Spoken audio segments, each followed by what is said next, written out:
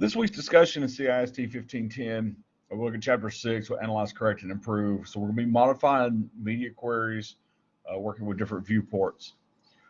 So in this project, you're going to start off working with your index and your styles. Those are the two files you'll be working with. And I've also went ahead and opened these up in different browsers. One of these will be looking at it into a tablet view, and then we'll look at the other one into the desktop view.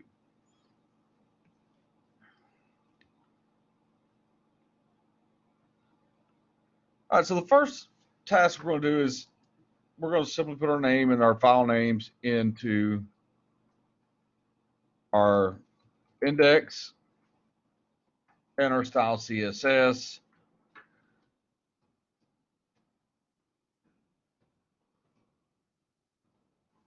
And also the date.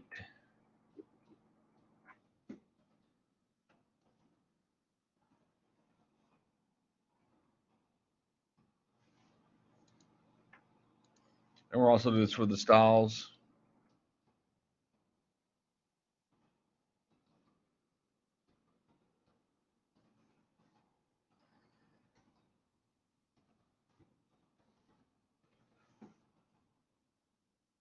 Now you'll notice, so in the index, we do have the instructions to go down and add our name to the footer element.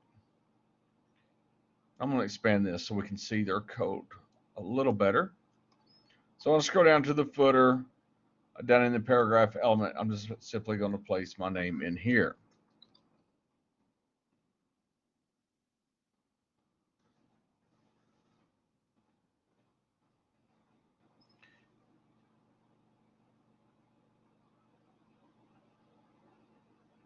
For some reason, it didn't take it.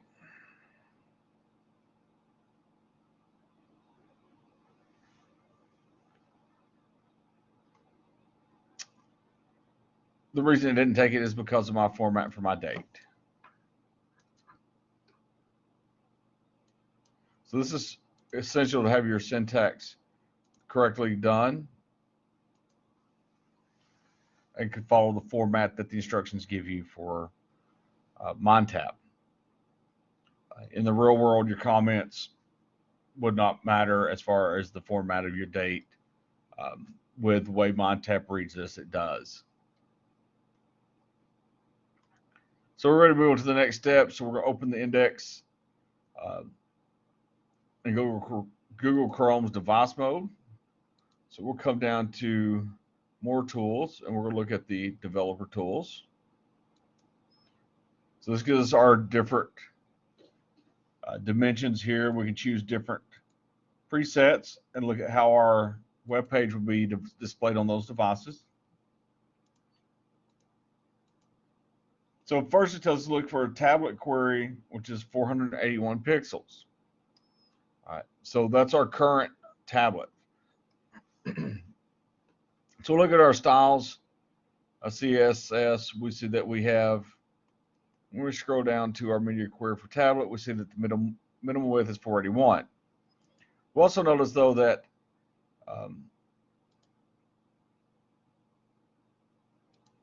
let's reset this to 481. That we see that our links are on two different lines. Okay, so our instructions in this is to correct this. So we're going to use the Google Chrome's device mode to determine what is our smallest breakpoint. It shows the navigation links on the same line.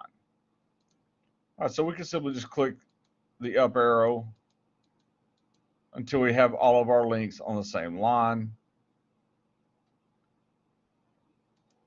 In here, we would change the minimum width. For example, this one's going to be 488.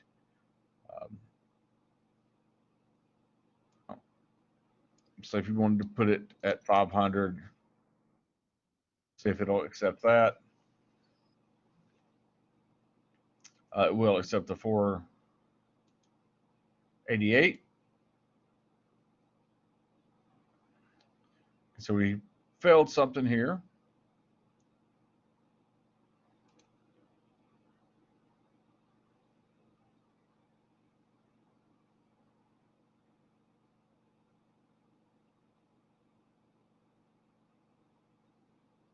So let's change this to 488 and see if it will pass then.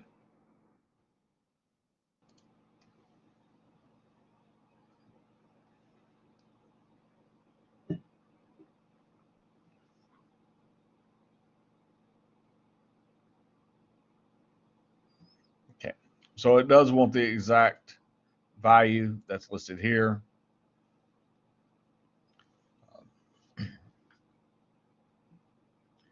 I'm now going to go look into the next step is to open the index in a browser and simulate a tablet or desktop viewport. So we got the desktop pulled up here. We'll see that the images are not going to be displayed. So the images we'll see is not displayed here or on our tablet. So we're going to correct that by going into our styles, CSS, and we're going to look for the tablet media query, and we're going to add a new comment.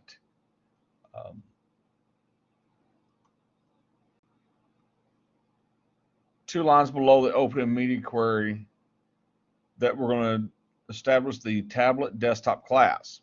So then below that comment, we're going to then add a new style rule for the tablet desktop and display it as a block. So we're located here. See the media query for tablet viewport. So 2 lines from this, we're going to add a new tablet desktop class.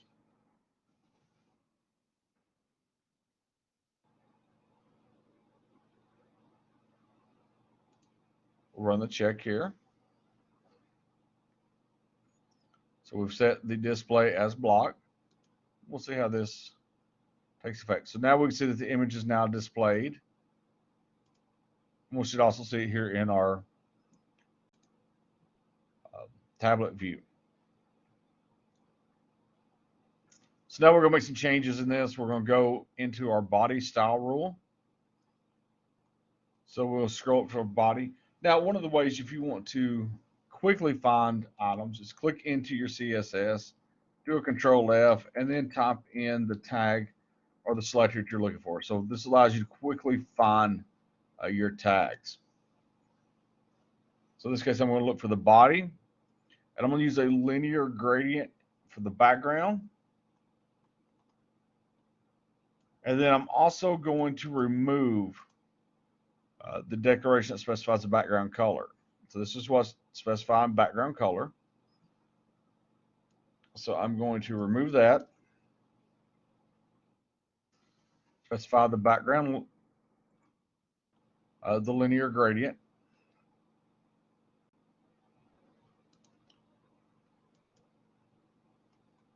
So we now have the linear gradient at the top here.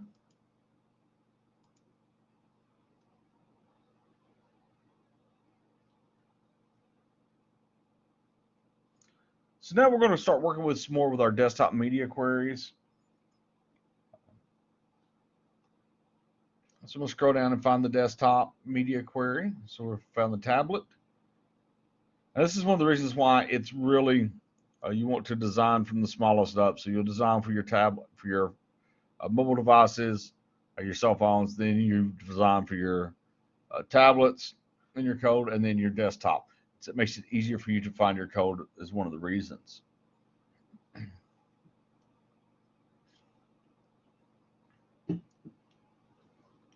So we add a new comment 2 lines below the opening media query brace that indicates the following style rule for the header element when it is displayed in the desktop viewport. So after the opening bracket, curly bracket, we're going to put 2 lines in. We're going to put a comment in here that's going to say this is a style rule for the header. Then we're going to add a style rule for a header selector that sets the width 25% and floats it to the left. We have our header, set the width, and then we'll float it to the left.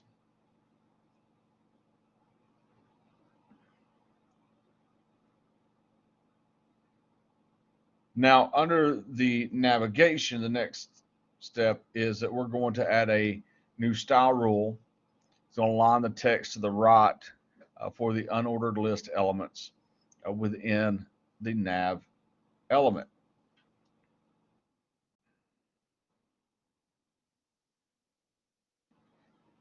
So in here, I'm going to first choose my selector. So I've got my nav and the unordered lists that are inside of the nav, and I'm going to do the text align right.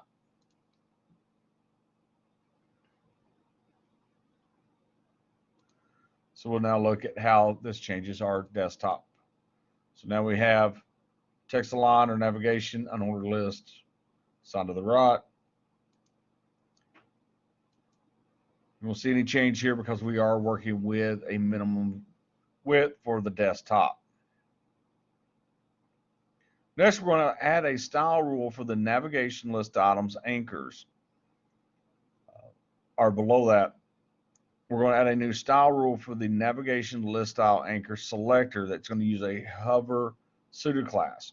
So what this is going to do is it's going to change the color of these links when we hover over those.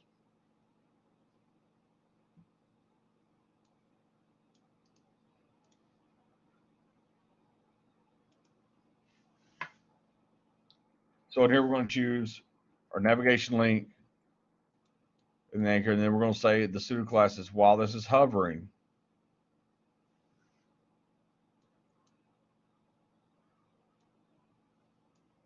we're going to change the color and the background color.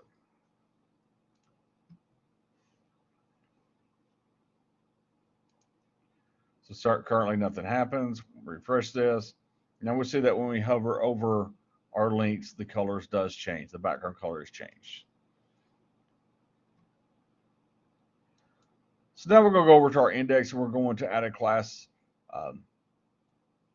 the class attribute of the column content to the 3 div elements that are going to be nested within our main. So first we're going to look in our HTML, we'll find the main tags. And then we see inside here we have 3 div elements. So we're going to clarify this is a class, and we're going to set that class to the column or call content. And we'll do this for each of these 3 divs.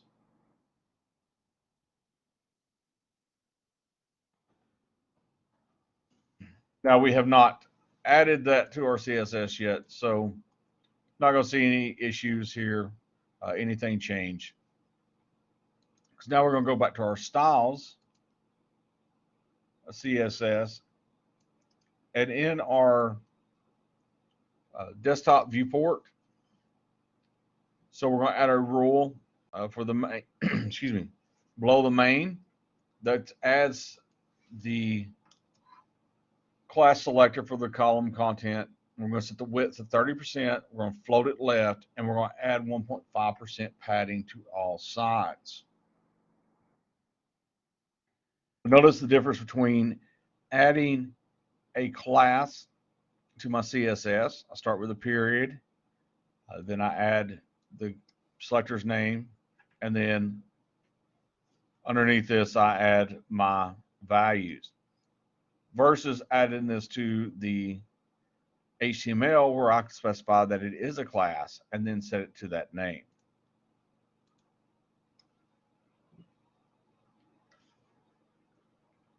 Okay, so this is now passed. We'll look and see how the update of this affects.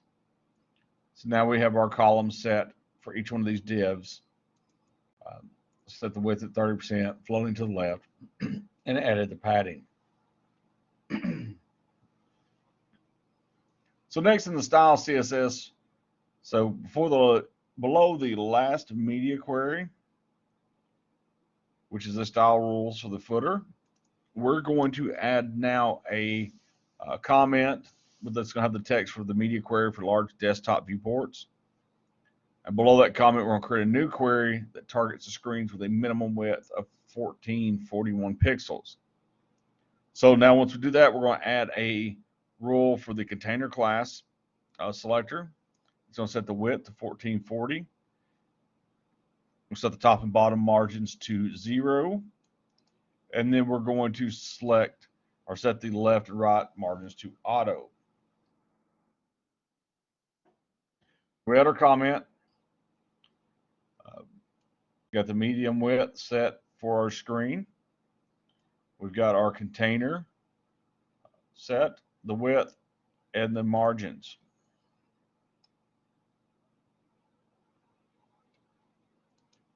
Okay, so we won't see any change here because of the size. So after you do this, you will need to go in and look at your index HTML at different sizes. So we see how it looks at 768 pixels.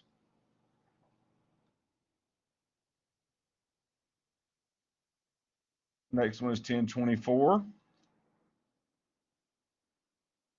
width. And finally, the 1920.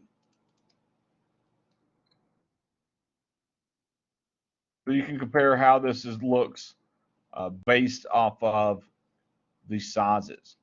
Once you're finished with that, you are to answer these questions, go back to Blackboard, and complete your discussion.